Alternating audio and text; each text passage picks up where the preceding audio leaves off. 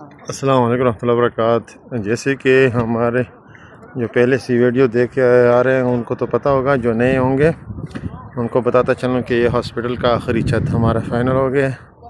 ये सारे मरबूए लकड़ियाँ वगैरह छत में प्लाइयाँ वगैरह भी इकट्ठी कर गई हैं। ये जो है ये एलिवेटर, जो हमारे एलिवेटर है उनका वो ऊपर वाला हो गया सिस्टम, और ये बंद हो गया, खलास छत फाइनल हो गया।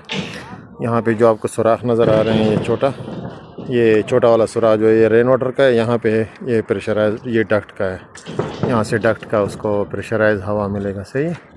और ये हम जिधर अभी खड़े हैं ये इसलिए बना, ये हेलीकॉप्टर का है, हेलीपैड का है, ये हेलीपैड है, सही है। यहाँ पे हेलीकॉप्टर उतरेगा। और ये सिस्टम अब तकरीबन इसको 10-11वां महीना चल रहा है। ये 14 फ्लोर तकरीबन कंप्लीट हो गए हमारे।